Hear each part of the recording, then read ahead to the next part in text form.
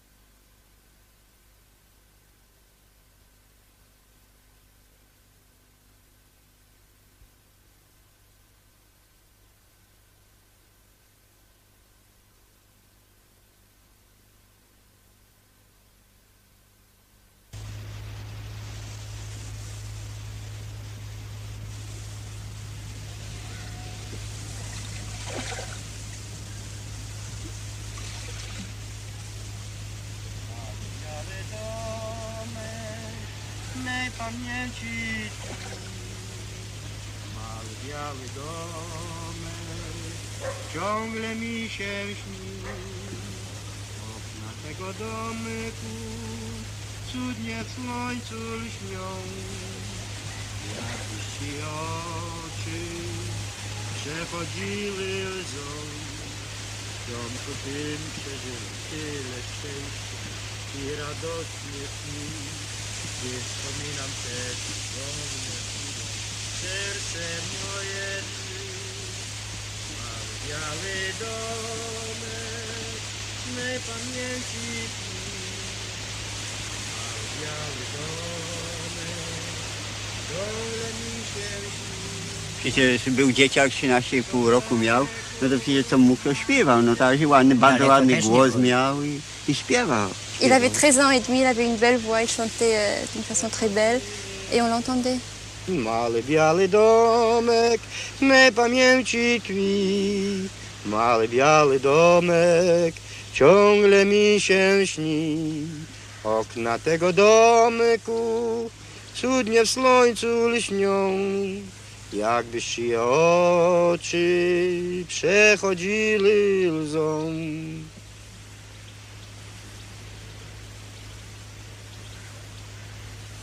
Naprawdę, że jak ja usłyszałem, to serce mi zupełnie zadygotało. Mówię, to jest takie morderstwo. Quand je l'ai entendu, mon Napra. cœur a battu beaucoup plus fort parce que ce qui s'est passé ici, c'était un meurtre. J'ai vraiment revécu ce qui s'est passé.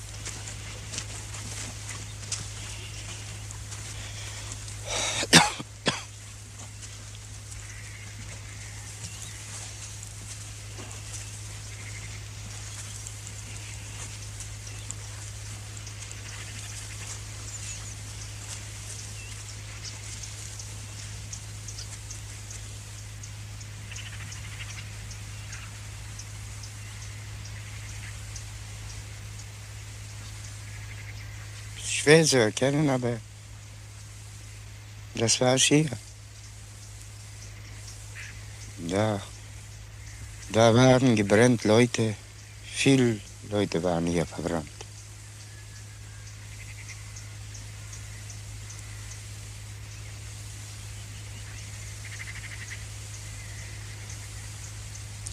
Ja, das ist das Platz.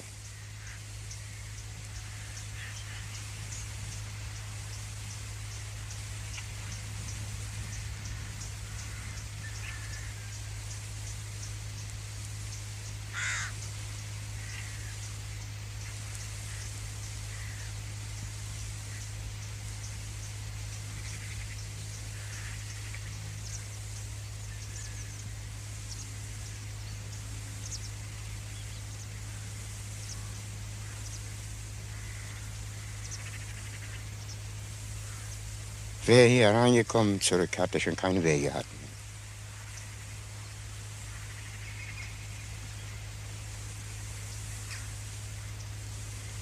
Die Gaswagen sind hier reingekommen. Daher waren 2 große Ovens. Und nachher haben die hier reingeschmissen in dem Ofen. Und das Feuer ist gegangen zum Himmel. Zum Himmel? Ja.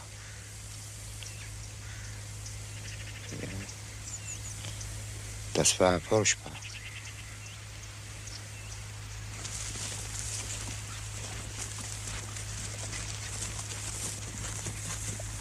Das kann man nicht erzählen. Niemand kann das nicht bringen zum Besinnen, es war so, was da hier war. Unmöglich und keiner kann das nicht verstehen. Und jetzt glaube ich auch, ich kann das auch schon nicht verstehen.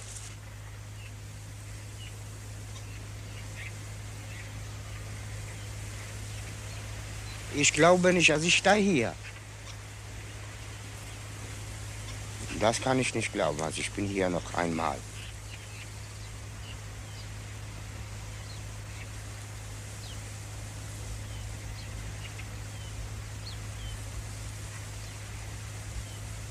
Das war immer so ruhig hier. Immer. Die haben da jeden Tag verbrannt 2000 Leute, Juden. Es war auch so ruhig. Niemand hat geschrien. Jeder hat seine Arbeit gemacht. Es war still. ruhig. So wie es so war.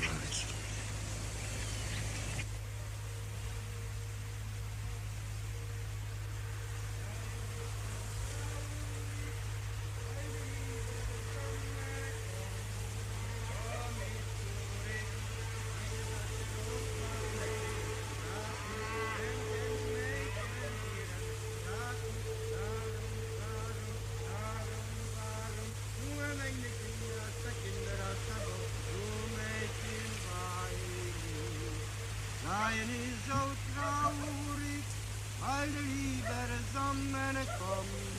Komm ich zurück, eine Flasche Rotwein mit ein bisschen Braten, schenken die Mädchen ihren Soldaten.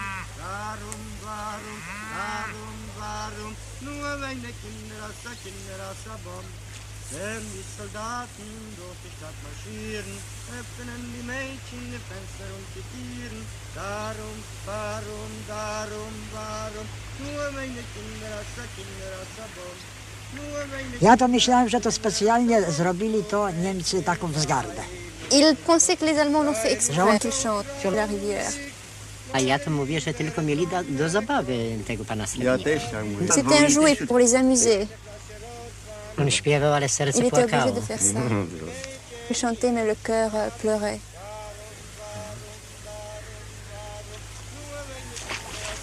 Est-ce que leur cœur pleure à eux quand ils repensent à ça? Bardzo. Bien sûr, beaucoup. Całej tragedii tutaj w Chełmie to naprawdę, że kto nie był tutaj, to nie może zrozumieć, żeby to tak mogli mordować. Quand la famille se rassemble, ils en parlent encore autour de la I to table. oficjalnie, tak przez szosy, tak publicznie wszyscy Parce que c'était wiedzieli. public à côté de la route, tout le monde le savait. No, ja powiedziałem, że oni sobie to żarty prowadzą, naprawdę. Ah, il a dit que c'était vraiment l'ironie des Allemands, Że tutaj morderstwo, a on musi śpiewać. qu'on tuait les gens et lui, il est obligé de chanter. Tak ja sobie myślałem w duchu. C'est ce que je pensais. Buenas tardes, gracias por venir. Yo hoy estoy para presentar el libro de un filósofo que tiene un cierto parentesco conmigo. Alguien que trabajó muchos años en mi casa, cuando su marido la venía a buscar, decía: me voy, que vino el pariente. Yo hoy vengo a presentar un libro del pariente, pero no como si fuera un pariente, sino como un filósofo. Y como yo doy clases de filosofía y me interesa el Holocausto, voy a intentarles no aburrirles mucho. Sean indulgentes, sean generosos, no son estos mis lugares de trabajo, así que perdón si hay torpeo.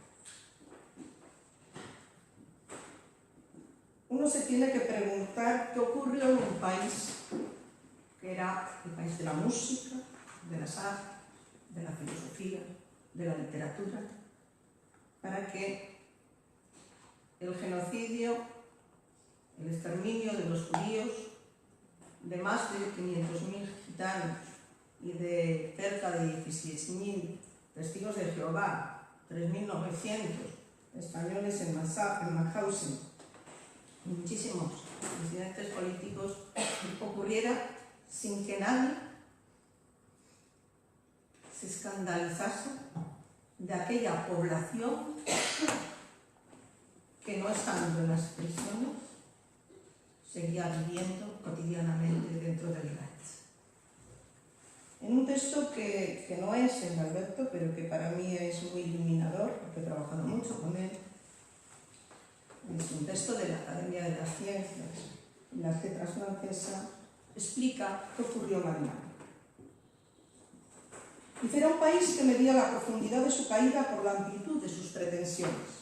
Humillado y frustrado, con un régimen surgido de la derrota que no había podido reducir los males sufridos ni salvar la moneda, una democracia verbal planeaba sin raíces sobre una nación que siempre la había ignorado, pasando sin transición de las cadenas del imperio a todos los desenfrenos. El éxito de Hitler se basó en ese vacío. Durante los años en que solo fue un agitador político sin poder y sin una gran influencia, puso en marcha dos instrumentos: fundamentales que parece que están ahora de moda en esta Europa que estamos empezando a vivir de nuevo. Dos instrumentos de dominio que debían aterrar a unos y fanatizar a otros.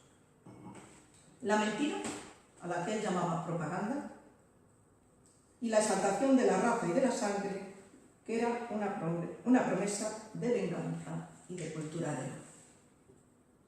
En 1929 Hitler escribió en el Angriff de Goebbels. Goebbels, si ustedes saben, fue ministro de la propaganda con Hitler, era un verdadero genio de la publicidad.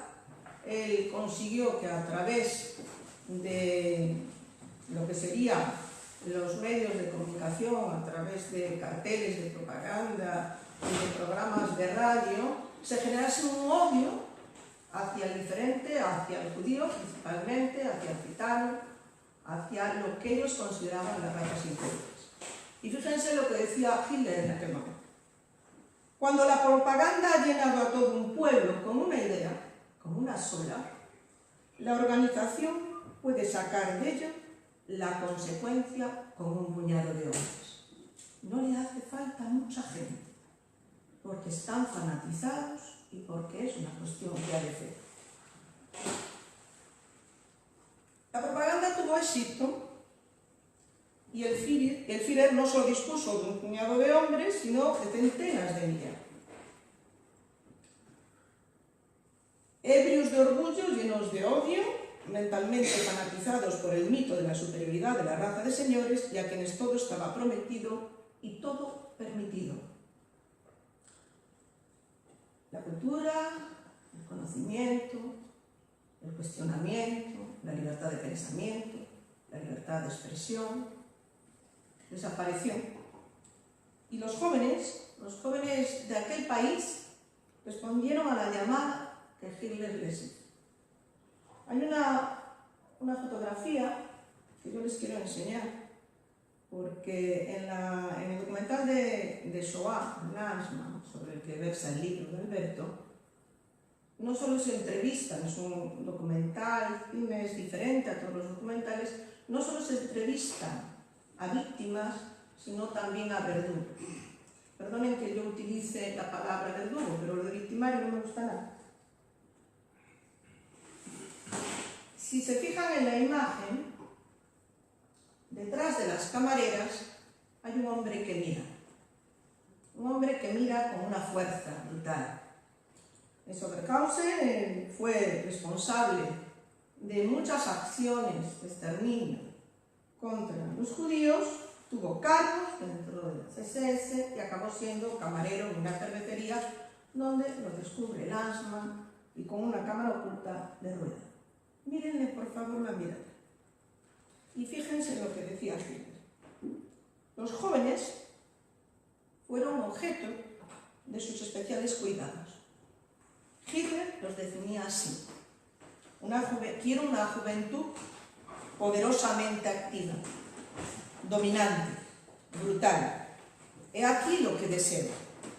Quiero ver en sus ojos, miren, la chispa de orgullo y de independencia que se ve en la mirada de las fieras. No quiero ansias intelectuales. El saber es la ruina de mis jóvenes. Le dieron uniformes, banderas y músicas. Los alimentaron bien. Les impidieron pensar luciéndolos con eslóganes y les señalaron los enemigos a batir. Les dijeron que eran numerosos. El delator proporcionó el pasto al verdugo. Se trataba de transformar a esos muchachos que convivían con otras gentes sin preguntarse nada antes, extraviados, en brutos, orgullosos, ignorantes y feroces. Su única educación consistía en hacer ascender desde el fondo de sí mismos sus peores instintos.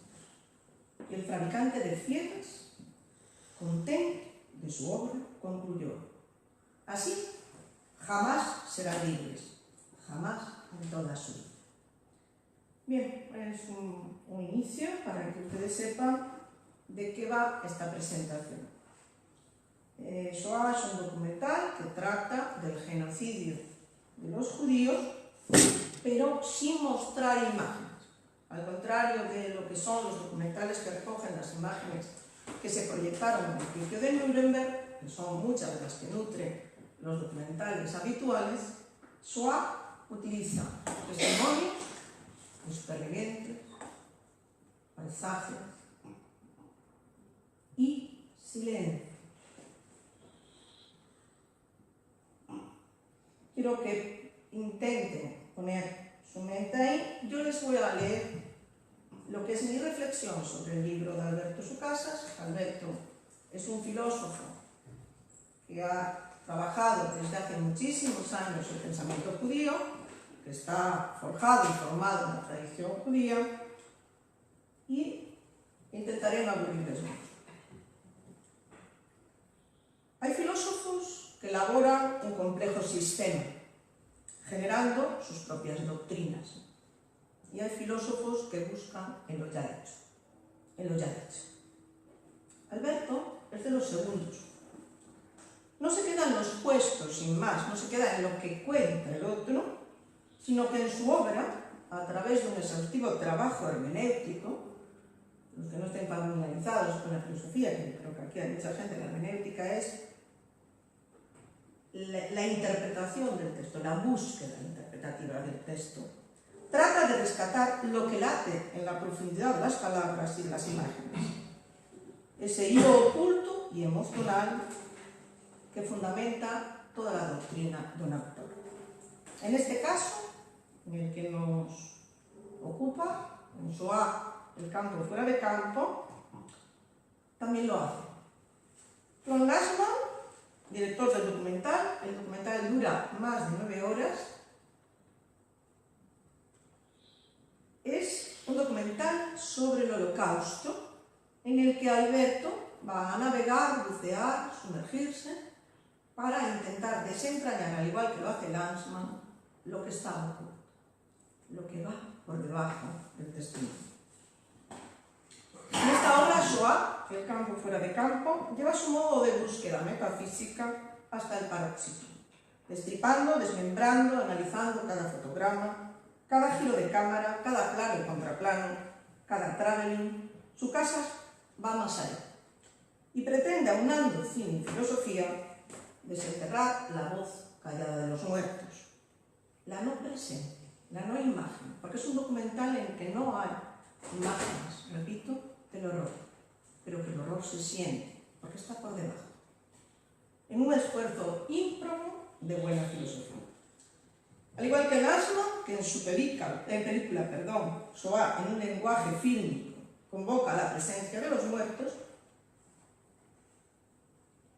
precisamente por medio de la no presencia, Sucasas establece una alianza entre lo dicho y lo visto, entre lo que se supone y lo que la película deja a la imaginación del espectador. Este film, que como ya les he dicho dura más de 9 horas, y que a través de una novedosa experiencia cinematográfica aúna todas las técnicas del cine, es una obra de arte. Yo no les recomiendo verla de un tirón, pero sí la pueden ver espaciadamente.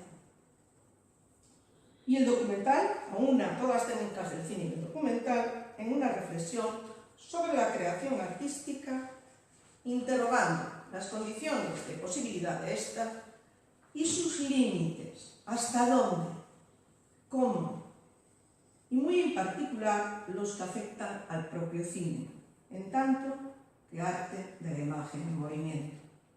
Y yo diría más, en tanto también que búsqueda de la idea, de lo ideal, de lo que está detrás, de lo representado, de traspasar de la muerte y encontrar una respuesta. Shoah de Lashman y Shoah, el campo fuera de campo, de Sucasas, coinciden en la búsqueda de lo oculto, pero no solo de los fantasmas de los muertos, sino también en el intento de encontrar una respuesta al inmenso desafío del exterminio de los judíos europeos. No viendo a los muertos, no contemplando las imágenes de la degradación de los campos de concentración, Lashman logra vapulear y ahogar al espectador en un sentimiento fúnebre de respeto a la altura del más sentido de los Kaddish. Los Kaddish son las oraciones fúnebres que los judíos llevan a cabo ante la muerte de un miembro de su comunidad. Martín Saufier, en el libro de Imágenes de la deportación de la Academia de las Ciencias y Letras Francesas, dice: un álbum de fotos revelaría a algunos muchas cosas en torno al horror, pero hay otras que no se pueden mostrar, puesto que ocurre en el dominio invisible de las almas.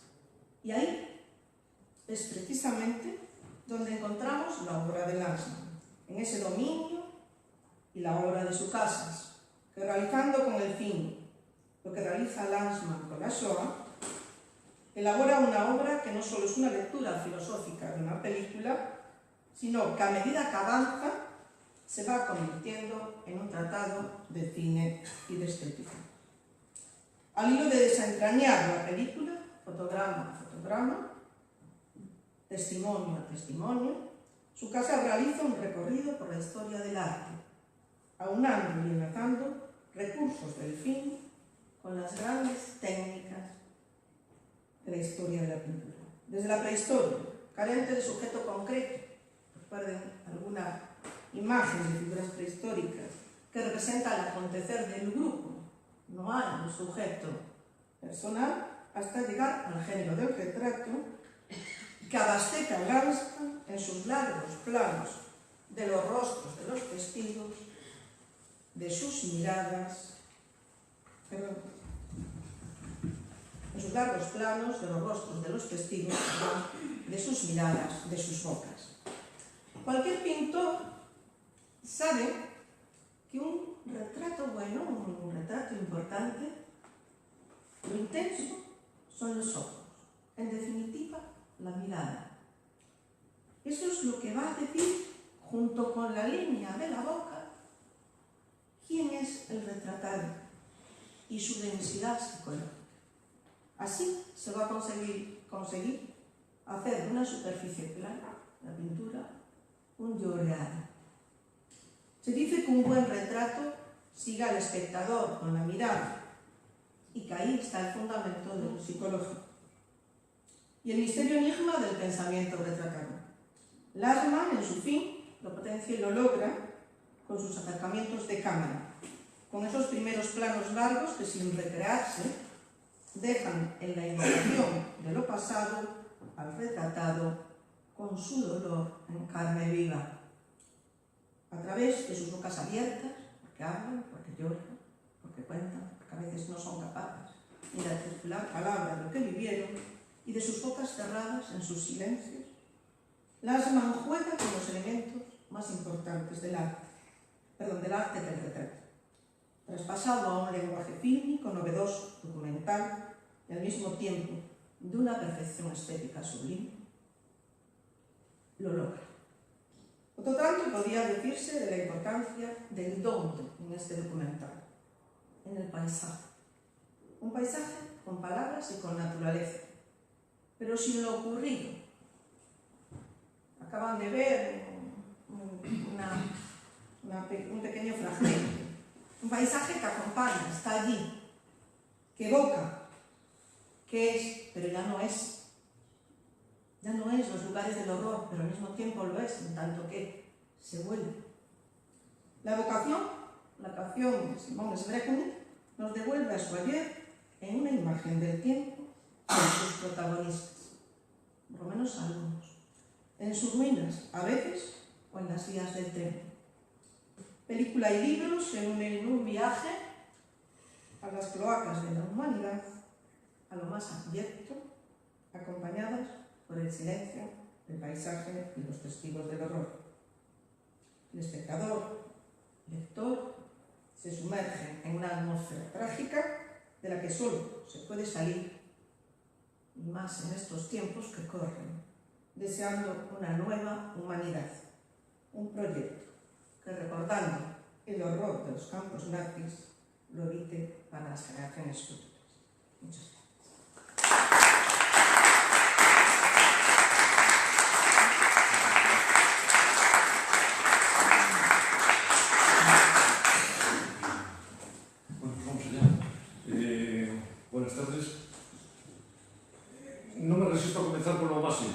mayor de las tonterías.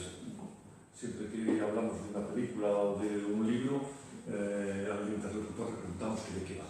Aunque ya más o menos es esbozado, de manera simple, este libro es una reflexión profunda de un autor, Alberto Sucasas, alrededor de un filme documental larguísimo, realizado por Claude Lanzmann hace 30 y tantos años.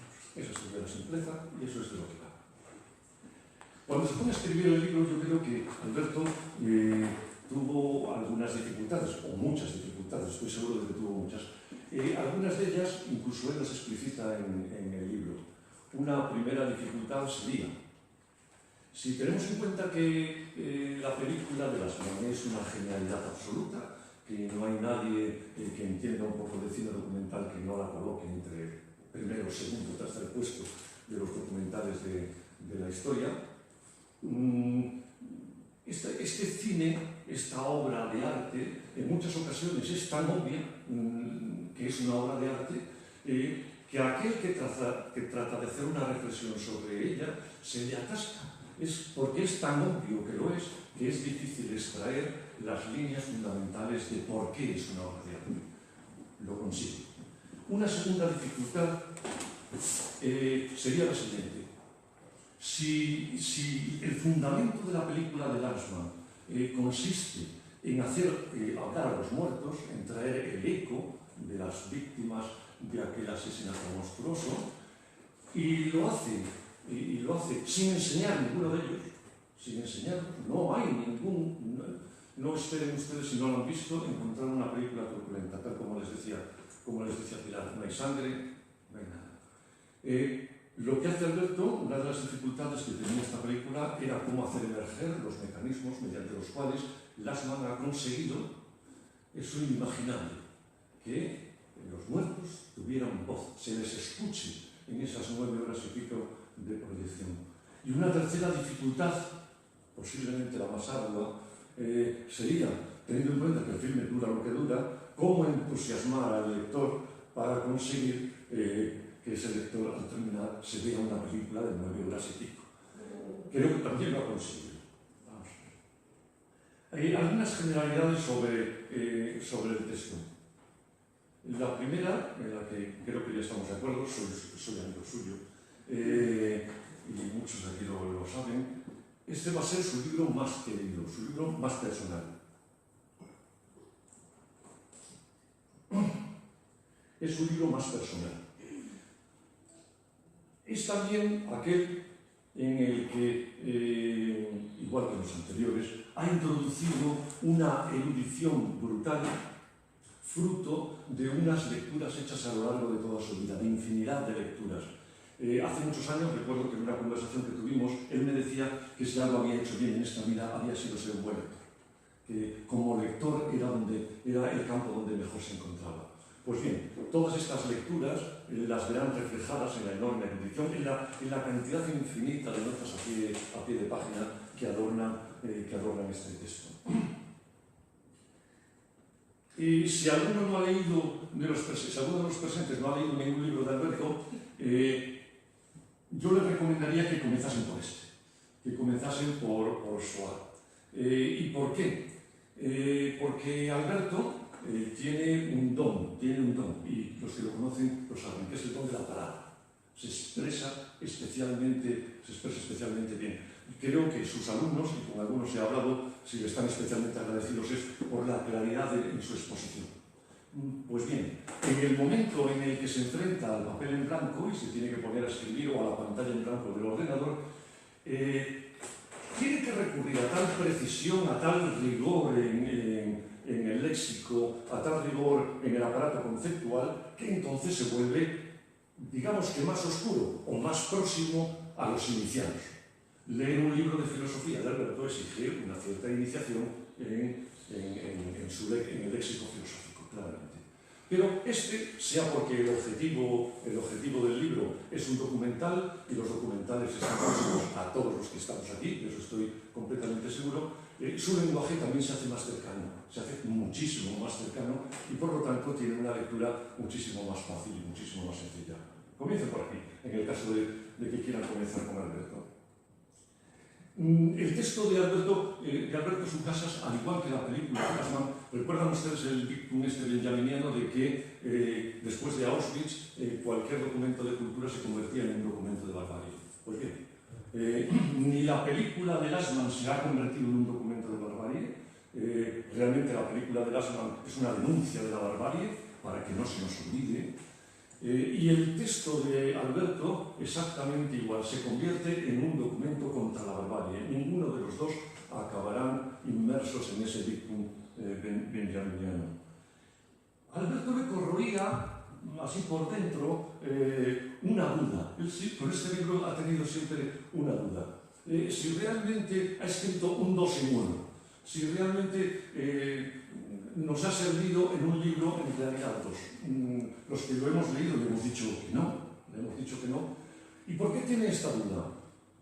Tiene la duda porque cualquier afirmación que realiza sobre el documental, cualquier afirmación que realiza, la sustenta con un fundamento teórico. Por lo tanto, si ustedes abren las páginas de este libro, se encontrarán por un lado con un tratado teórico cinematográfico estética, con un tratado de estética, y por otro lado con el destripamiento de lo que es el propio filme, ¿verdad? El desentrañamiento del propio filme. Realmente no, en ningún momento hay 2 libros, sino que le podemos agradecer que cada una de sus afirmaciones esté bien fundamentada. Más generalidades. Miren ustedes, en el documental, Gassman, como les decía antes, lo que consigue es que algo que aparentemente está fuera de campo, que es la voz de los muertos, emerja en un determinado momento, en ese rectángulo que lo vemos generalmente a oscuras, ¿verdad? Alberto, ese aparato teórico estético, va a ser su fuera de campo que él introduce dentro del campo del libro. No se permitió el lujo de dejarlo fuera, sino que lo introdujo dentro del texto.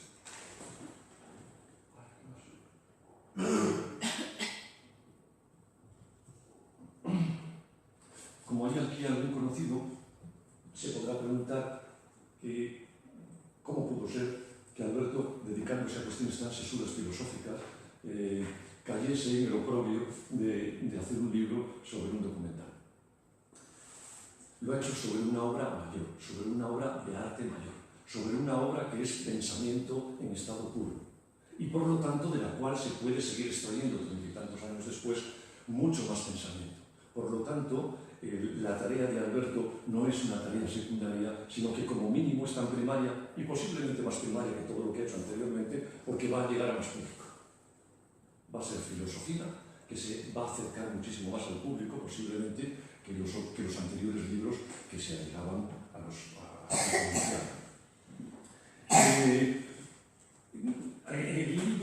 en el libro, Alberto se va a convertir en una especie de Virgilio. Nos va a llevar de la mano para que podamos entender el documental.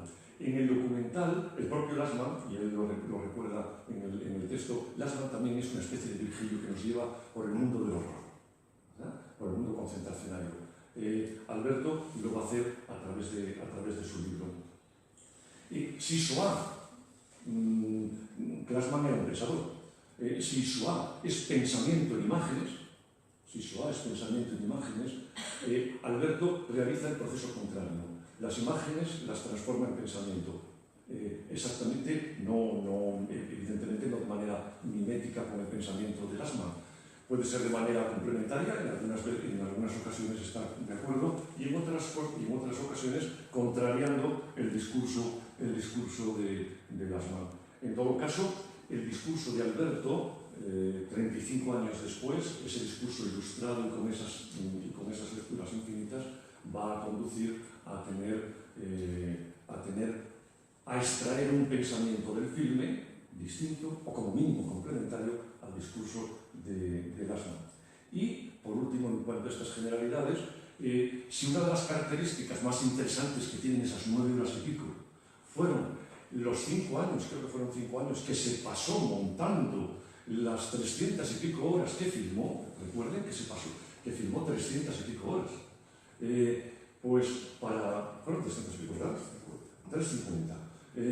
Pues se pasó 5 años intentando ver cómo conseguía montar un relato razonable y eficaz. 5 años. El libro de Alberto, al igual que la película de Lastman, y si ustedes lo quieren comprobar, lo pueden hacer a través del índice, tiene un índice larguísimo, es un índice muy didáctico, muy profesoral, es como una especie de montaje. Todos los conceptos que quiere verte Alberto en el texto los va a ir montando escena a escena, capítulo a capítulo, y lo podrán ver, si lo quieren, en su índice. Es tan férreo el montaje textual de Alberto como el de Claude Lastman en su película. Por último, me voy a fijar en lo que yo creo que es el eje fundamental de la película y por tanto también del texto, que es la figura del testigo, del testimonio. Nos dice Alberto en el libro que el testigo, la figura del testigo, la figura histórica, fue una figura, se puede decir que despreciada a lo largo de la historia. Y si nos centramos después de 1945, después de la experiencia concentracionaria, podremos comprobar, primero, que los supervivientes lo primero que intentaron fue olvidar. Déjenme vivir, que bastante padecido, podrían decir, ¿verdad? Vamos a seguir viviendo. La sociedad en la que estuvo inmersa la experiencia concentracionaria también miró hacia otro lado. Posiblemente a lo mejor era la única posibilidad para seguir viviendo tras el horror. La colectividad judía, incluso formada rápidamente alrededor de Israel, ¿verdad? En territorio del actual Israel, también miran para otro lado, quieren olvidar esas penalidades y, si acaso, fijarse en alguna experiencia en la que ellos resultaban mínimamente heroicos o algo heroicos, como pudo ser pues, la experiencia del gueto de Varsovia. Allí ellos se comportaron, entre comillas, por favor, tengan escuchen esa frase. Y entonces, en un principio, la colectividad judía a lo que se dedica es a recordar sobre todo eso. Pero, bueno, incluso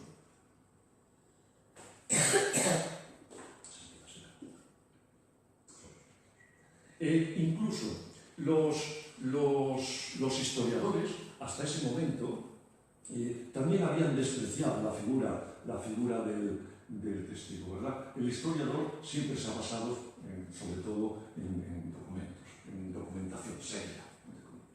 Pero hay un hecho que de repente trastoca todo esto. El juicio en Jerusalén de Eichmann lo trastocó. De repente, un aluvión torrencial de testigos se sitúa frente a Eichmann, se sitúa frente a la mesa de los jueces y cuentan de una manera aluvial y coherente la experiencia de los campos de concentración. Y en ese momento todo el mundo se da cuenta de que, a pesar de que las víctimas han desaparecido, de que los lugares han desaparecido, de que realmente se puede contar, de que los testigos pueden llegar a contar eso. Su voz puede ser audible, positiva y clara. ¿Qué hace Lastman habiendo conocido lo que había pasado en el juicio de Eichmann? Dice, muy bien, pues yo voy a hacer también una película con testigos, con testimonios. ¿Cómo va a reflejar? Y ustedes han tenido hace un momento una escena, la primera escena de la película, la de la barca, ¿verdad? La primera escena. Toda la película, buena parte de la película, el testigo va a ser retratado de la siguiente manera. A través de lo que dice, a través de su palabra. Tan fundamental como su palabra, a través de su silencio. Los silencios son terriblemente ominosos, hay momentos crudísimos. Y a través de su rostro. No sé si se han fijado en un momento determinado en el que de repente el fotograma, la imagen se queda en el rostro silencioso del testigo. A medida que nos vamos adentrando en la película, eso va llegando muchísimo más, ¿verdad? Recuerden que en la película, así como por ejemplo, posiblemente en el juicio de Eichmann o en experiencias de testimonios posteriores, el testigo fundamentalmente lo que hace es recordar qué sucedió y lo recuerda. En la película de Gassman, su virtud, su mayor virtud, es que al testigo se le permite recordar. Se le dice, venga, comienza. Gassman va a seguir metiendo el dedo en el ojo, entre comillas, ¿verdad? Le va a seguir preguntando y preguntando hasta que, en general, a todos, o a casi todos, se les va a caer la máscara. La máscara del recuerdo se les cae. Entran en una situación catártica, comienzan a expresar lo que están sintiendo en ese momento con lágrimas, y en ese instante catártico, lo que cuentan ya no es lo que recuerdan. Lo que cuentan es el eco de los espectros, el eco de los muertos. El eco de los muertos. Ese es el milagro de este filme, que es por lo que merece la pena verlo, a pesar de sus 9 horas y pico.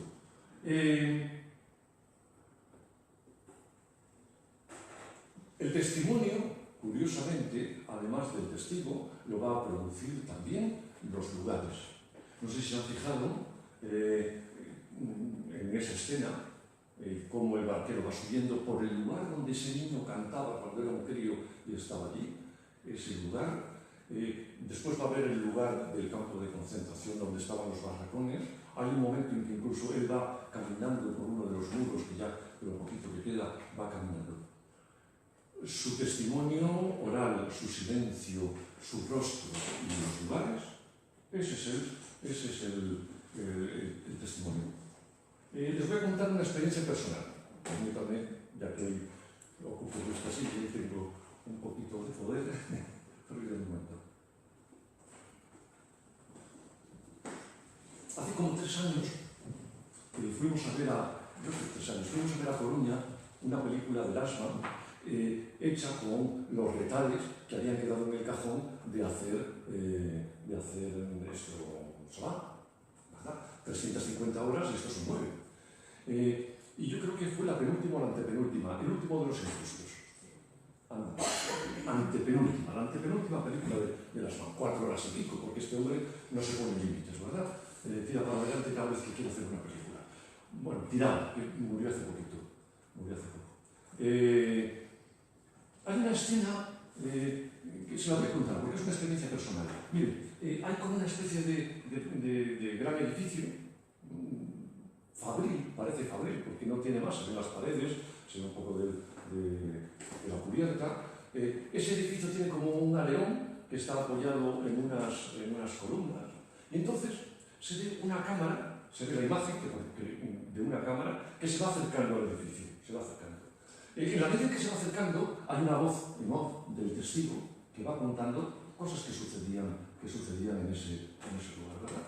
Se va acercando, muy lentamente. La película, si ustedes quieren ver una película de acción, por favor, no se les ocurra entrar en esta. Muy lentamente, porque esa es la esencia de la cuestión, es lo que puede llegar a conmover, ¿verdad? Muy lentamente va entrando, llega un momento, va contando cosas, guarda silencio, se introduce dentro del alero, y cuando va a salir dice, en esta vida se colgaba a los judíos, y se cae. Y a continuación, la cámara sale por el otro lado y se va alejando, vamos, muy poquito a poco, milímetro a milímetro, se va acercando y se va dejando completamente en silencio. Bueno, pues ese instante, ese silencio, cuando ya te han contado de una manera serena y tranquila, sin ningún escándalo, cuando has visto un edificio que tiene hierbas por allí, que le pasaron el cortacésped para que saliera bien en la película, es un lugar razonablemente abandonado. Es un momento en el que de repente yo particularmente me sentí que escuchaba el eco de aquella gente que estuvo aquí, ¿verdad? Y uno se siente sobrecogido, estremecido, conmovido. Viendo la película de Claude Gassman, es posible, estoy seguro de que ustedes también pueden llegar a experimentar una situación como esa. Como no tengo tiempo, porque creo que no tengo tiempo, no les voy a leer porque quería destacar cómo es la escritura de Alberto. Una escritura que se ciña a descripciones muy precisas, que cuando está describiendo es tremendamente emotiva y que tiene un fundamento intelectual extraordinario. Les iba a leer, pero no solo. Una escena del documental en el que en una peluquería, un peluquero que se llama Bomba, mientras corta el pelo a uno de los clientes, está contando su experiencia en el campo de concentración. Y es terrorífica. Está lleno de gente, se escuchan las voces de las personas, se escucha, incluso entra y sale gente de la peluquería. E impresiona el momento en el que él se fuga, se marcha y después vuelve todo compungido y continúa. Porque el asma no le suelta, no les deja, no suelta. El texto va a ser otro elemento precioso en la lucha contra el olvido. En el fondo es lo que se persigue, la película. Estamos en tiempos en los que el espectáculo lo domina todo y el olvido, saben claramente que una noticia no dura 3 días, ¿verdad? Pues hasta el crimen más execrable, como pudo ser el crimen del pueblo judío, más los añadidos del pueblo gitano, etc., que por su dimensión industrial y concienzuda, bien planificada, creo que se puede denominar como el crimen más execrable de la historia, porque fue perfectamente planificado, no hubo ahí emociones extras, pues también tendemos a olvidarlo. Lo que hace el libro, y Alberto Sucasas, por tanto, que es el que lo ha escrito, es dar visibilidad al acontecimiento. En la página 42 dice Lasman, dice una frase muy cortita, dice: sí, muertos en soledad es muertos sin mí, sin una conciencia, quizá una conciencia de la historia que debo sostener. Es eso, debo acompañarles, debo estar con ellos, Al dar voz a Shoah, Alberto Sucasas también está acompañando a los muertos en su soledad, con este libro, a las víctimas. Acompañarles se convierte en un imperativo ético para todos aquellos que no queremos, no deseamos que la historia en su versión más execrable se vuelva a repetir.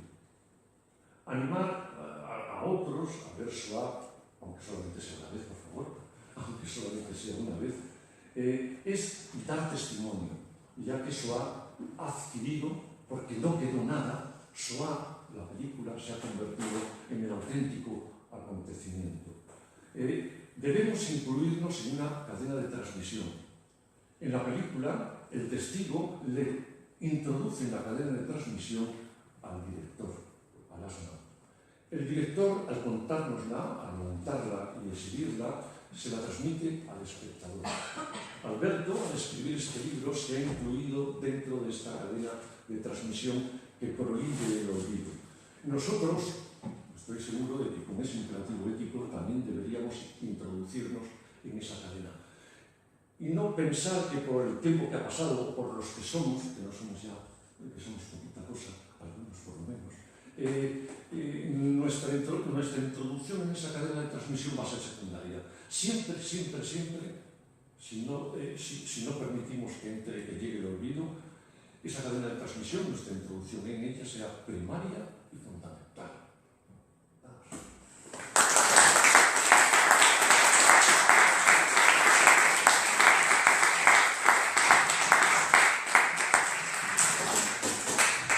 Buenas tardes, permítanme, como es bien fácil ser agradecido, que empiece por un capítulo de agradecimientos, ¿no? En primer lugar, a la institución que nos acoge, la Secretaría Compostelano, muchas gracias por haberme brindado la oportunidad de compartir en una tarde santiaguesa pues, mi libro con potenciales lectores. En segundo lugar, naturalmente, a las dos personas personas que me acompañan, que son ambas presencias en fin, muy cercanas y muy queridas, José Carlos y Pilar. Muchísimas gracias también a quienes en el fondo tomaron la iniciativa que hizo posible este acto, que son los amigos muy cercanos, Rafael Varela y José Lorenzo, que están entre nosotros. Ellos de alguna manera, en fin, pergeñaron el acontecimiento y yo gustosamente, placenteramente, me dejé llevar por el proyecto. Y naturalmente a todos ustedes por estar aquí presentes. Gracias por tanto, y lo digo con notable énfasis. Hay muchos amigos, colegas, familiares, incluso algún exalumno, así que creo que hay una, digamos, variedad de las relaciones esenciales en la vida de una persona presentes aquí. Es muy de agradecer y, bueno, digamos que esto me conmueve. No quiero abusar de su paciencia, así que básicamente tres cosas. La primera, creo que se impone un ejercicio de modestia, ¿no? Porque es obvio que uno no puede evitar cierta pulsión narcisista al presentar un libro suyo, ¿no? Por otro lado, del ritual de las presentaciones forma parte renunciar a la voluntad de realismo y entonces presentar un yo ideal, vamos a decirlo así, del autor y una versión sublimada del texto. Bueno, supongo que tienen alguna experiencia en este tipo de actos y entonces habrá que rebajar notablemente el elogio y la valoración de los dos presentadores. Pero más allá de ello, y en una cuestión que creo que es intelectual y ético-políticamente, diría yo, más esencial, el imperativo de modestia proviene de que este es un libro que interpreta, comenta, discute, valora una obra de arte, un filme documental en este caso, y por lo tanto tiene un carácter subsidiario. Digamos, lo importante es la película, Shoah. El libro puede ser un acompañamiento, espero que útil, quizá en algún momento esclarecedor, probablemente orientativo, pero, en fin, tiene un carácter secundario. Pero es que a su vez, la película de Lanzmann, a pesar de la inmensa grandeza que, a mi entender, contiene, en el fondo no es más que la expresión artística de un acontecimiento de unas dimensiones tan descomunales que más de 70 años después de haberse producido nos siguen conmoviendo. Entonces, establecer, digamos, una sana jerarquía. Lo realmente importante es que más o menos en el centro geográfico de Europa, en los últimos años, y tampoco hacia este, en los últimos años de la Segunda Guerra Mundial, especialmente en el 42 y en el 43, de una población total estimada en el año 33, la llegada de Hitler al poder en unos 10 millones de judíos en Europa, aunque las estimaciones estadísticas, ¿no?, sobre la población exterminada varían, más de 6 millones, esa es una cifra en la que parece, digamos, innegociable, ¿no?, la contabilidad de los muertos por parte de la historiografía más seria. Más de 6 millones fueron aniquilados de una manera industrial, en un periodo de tiempo muy reducido y con la voluntad no solo de destruir los cuerpos hasta hacerlos desaparecer, porque solo quedaría humo y ceniza, ¿no?, tras el paso por el gaseamiento, la cámara y la cremación de los hornos, sino también borrar su presencia de la historia de la humanidad. Pues bien, esa era la primera idea que quería transmitir. Realmente lo que debe interpelarnos y nos interpela, y a lo que algún tipo de respuesta tendremos que dar, yo sugeriría que doble. Por un lado, podríamos llamarlo deber de memoria, quizás una expresión un poco gastada, pero si el proyecto nazi fue un proyecto de amnesia, de olvido de las víctimas, el repudio del totalitarismo nazi debe ir unido a una actividad de recuerdo, a una evocación, a una función memorial. Pero creo también, en segundo lugar, nos interpela en una tarea ético-política. Nuestra comunidad se exasperó, se escandalizó cuando el chapapote cubrió las playas gallegas y al unísono pronunciaron nunca más, ¿no? Bueno, pues creo que la liquidación de la judería europea nos obliga también a tener permanentemente presentes que nunca más, que ya no es un acto de recuerdo de los muertos, sino un proyecto cívico de formación de un mundo donde un acontecimiento como la Shoah no pueda tener cabida. Con ello no quiero quitarle relevancia, dignidad ni grandeza, porque mi convicción es que la tiene de manera extraordinaria el filme de Lanzmann, pero hay que situarlo como la expresión al servicio de un acontecimiento. Y por lo tanto, en tercer lugar, el modesto comentario que lo acompaña tiene una importancia, una relevancia menor. Esa era la primera idea que quería transmitir. Como ya creo que se transmitió una cierta idea del filme de Lanzmann, también de mi texto, como por otra parte, a pesar de su brevedad, esos 12 minutos iniciales, para quien desconozca la película, le pueden dar una cierta idea, evidentemente muy parcial, son 11 minutos de una película de más de 9 horas, pero creo que es representativo, paradigmático del conjunto del filme.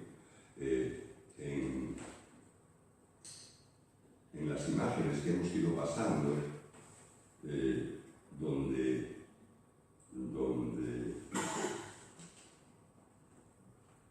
donde aparecen de forma consecutiva, es decir, en el mismo orden en que figuran en la película, perdón, en el libro, los fotogramas, que son aproximadamente, no recuerdo ahora el número exacto, pero algo más de 140, si prestaron alguna atención a la pantalla, y ahora va la tercera y última serie, creo que se dieron cuenta de que básicamente si hubiera que resumir el contenido iconográfico de la película de Lanzmann, habría que decir que es una película que contiene rostros y lugares, ¿no? De hecho, Lanzmann confiesa que en algún momento, cuando todavía no había, digamos, tenido la revelación de Shoah como título de la película, pensó llamarle La palabra y el lugar. Probablemente fuera un título un tanto vago, genérico, pero en todo caso era preciso respecto a lo que es la articulación interna del discurso cinematográfico del film. En la escena inicial alternan rostros y lugares. Un elemento muy esencial, muy importante, se habrán dado cuenta de él, es que hay planos donde estamos viendo el lugar y escuchamos a la vez la voz en off de los testigos. En este caso eran básicamente campesinos polacos. Quizá en un primer visionado puede resultar confuso porque veíamos la cara de Slernik, el superviviente, oíamos la voz de un campesino polaco, escuchábamos la voz de la intérprete que lo traducía al francés y por último aparecían los subtítulos en castellano. Entonces, en fin, ese efecto babélico podía producir cierta confusión. Pero es una pauta esencial del filme presentar imágenes de los lugares. Son lugares visibles, pero silenciosos, son lugares visibles, pero que no muestran lo acontecido, porque se filman más de 30 años después, y los acompaña como si la palabra del testigo fuera la interpretación de la presencia icónica del lugar. Bien, esa película, que es un entrelazamiento de voces, de silencios, de lugares, de sonrisas, muy frecuentemente encubridoras, de lágrimas, de sonrisas y lágrimas, jugando un poco con la historia del cine. Yo digo en algún momento que Shoah contiene sonrisas y lágrimas, pero también gritos y susurros, ¿no? Y la verdad es que pueblan el conjunto del filme. Bien, segundo punto que quería abordar. ¿Qué me llevó a, puede tener un cierto interés, digamos, el trasfondo de la escritura del libro, que yo creo que tiene, digamos, en mi taller intelectual, por decirlo de alguna manera, tiene dos raíces, ¿no? La primera fue la conmoción que me provocó, esto debía ser allá como hacia el año 89, quizá alguno lo recuerde, era Pilar Miró, la directora general de Televisión Española, y en horario de madrugada se pasó, creo recordar que en la segunda cadena, como a la 1 de la noche, en 4 entregas, se pasó Shoah.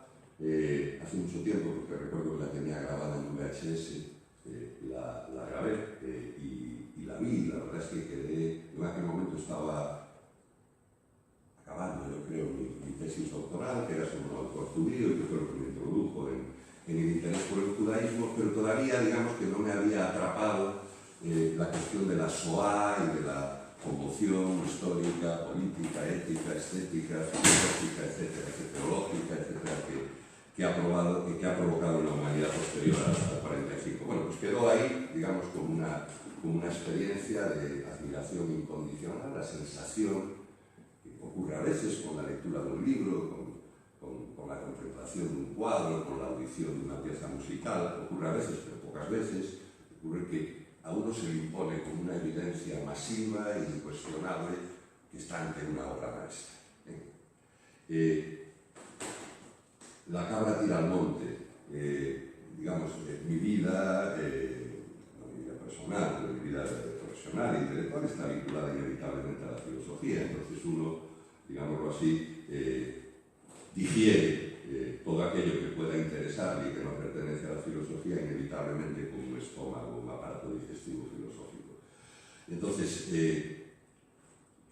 el desafío de fondo al abordar la película era: si a uno se le impone de manera inmediata en la recepción de una obra de arte su carácter de obra maestra, ¿hasta qué punto el discurso filosófico puede dar cuenta de por qué lo es?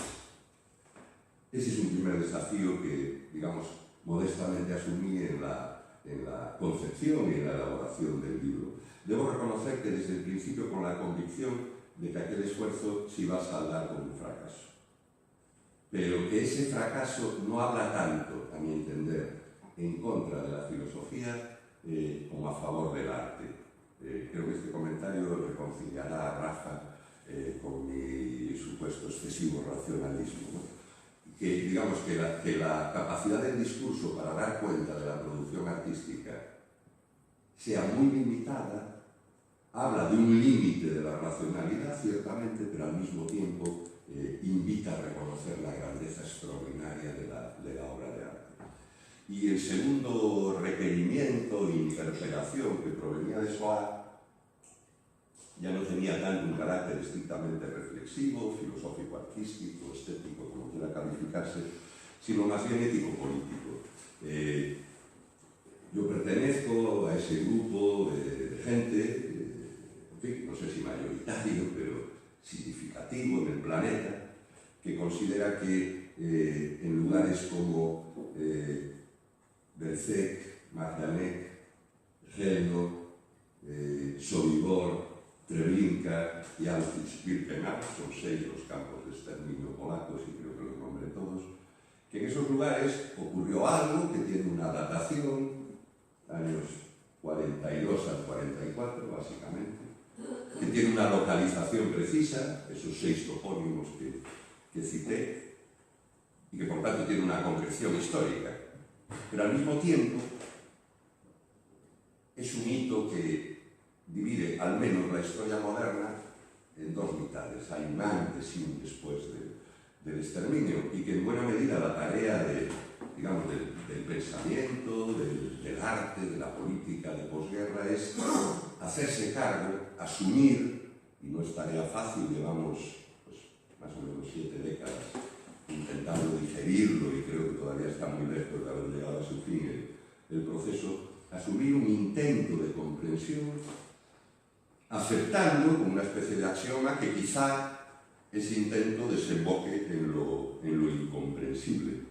Pero, a mi entender, el imperativo profesional esencial, ¿no? La deontología del filósofo es la o del profesor de filosofía. A mí la palabra filósofo me parece demasiado exigente como para atribuirla, ¿no? Pero bueno, alguien que se mueve en el ámbito filosófico es llevar el trabajo de la razón hasta el límite. Eso no quiere decir ser un ingenuo racionalista, creyendo que la razón lo explica todo. Eso quiere decir que no hay que renunciar de antemano.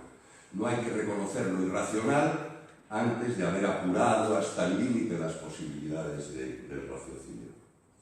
Y la tercera cosa que quería decir, y con ello ya concluyo, respecto al libro, que es una interpretación del filme, yo diría que su elemento esencial, o sea, la forma en que yo veo Shoah, lo que están viendo ahora son el plano final de la película, ¿no? Con ese interminable tren que en el crepúsculo, anocheciendo, atraviesan vagón tras vagón, como si fuera una serie o secuencia infinita a la pantalla, y la película termina con ese plano antes de que el conjunto del convoy la haya atravesado. Decía que mi lectura de Shoah, y vamos, pediría que me entendiesen, yo no quiero que haya ni el más mínimo asomo de frivolidad en lo que voy a decir, pero sinceramente creo que es así, que Shoah es en el fondo una historia de fantasmas, una película, pues lo dejamos estar, una película espectral. ¿Por qué? Porque si uno analiza desde el punto de vista del lenguaje fílmico, de la realidad audiovisual, de lo que en su sucesión de planos, de secuencias, la película ofrece al espectador, es relativamente fácil describirlo, y creo que los fotogramas lo han ilustrado abundantemente. Vemos el rostro del testigo, a veces es un rostro parlante, a veces es un rostro silente, y vemos los lugares donde estuvieron emplazados los campos y su entorno y las vías férreas que conducían a ello. El paisaje en Nasman, con escasísimas excepciones, al menos el paisaje de Shoah, no es un paisaje sonoro, es un paisaje visible. A veces es difícil evitar la sensación estética de la belleza del paisaje que muestra, pero no es un paisaje sonoro, salvo en un motivo visual, el más insistente y reiterado a lo largo de las 9 horas del metraje, que es el motivo ferroviario, ¿no? La locomotora que avanza interminablemente. Tenemos el rostro que habla y que calla, y la voz que a veces se escucha sin que esté presente el emisor, y tenemos los lugares, con lo cual la película sería una película de testigos y de lugares o territorios o paisajes, como queramos nombrarlo. Pero yo creo que en realidad es una película que tiene 3 elementos.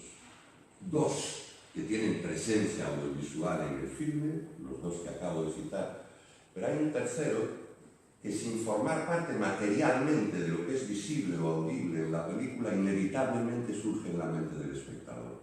Y esos son los espectros de esos millones de cuerpos de judías y judíos gaseados en las cámaras y cremados en los crematorios. Y ahí está lo extraordinario. Él renuncia a visualizar aquello que, a pesar de ello, hace comparecer. Termino, y gracias por su atención, con la anécdota con la que quise también terminar el libro.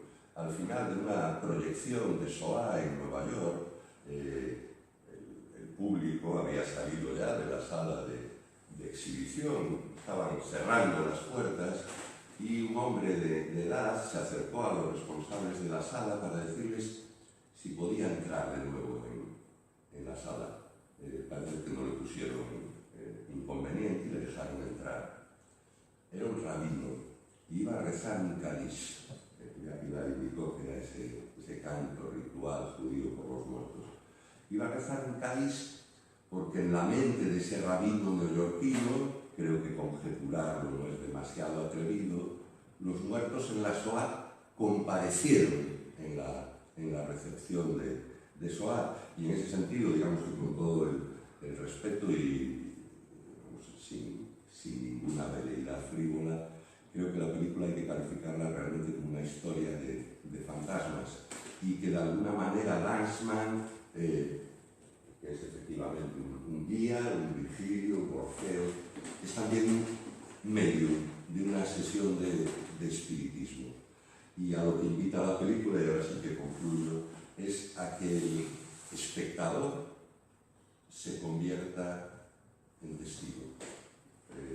Creo que fue una idea que recogisteis antes y que es esencial en el film de Lanzmann. Y entonces, si hay una cadena de la transmisión, el receptor de SOA, no voy a decir el receptor de mi libro, pero sí el receptor de SOA, por cierto, entre paréntesis y terminando, si alguno se animase a leer el libro, yo le aconsejaría que primero se viese la película. Y después, si le apetece, que se leyese el libro, pero lo esencial es el filme de Lanzmann, y además hay descargas gratuitas en la actualidad.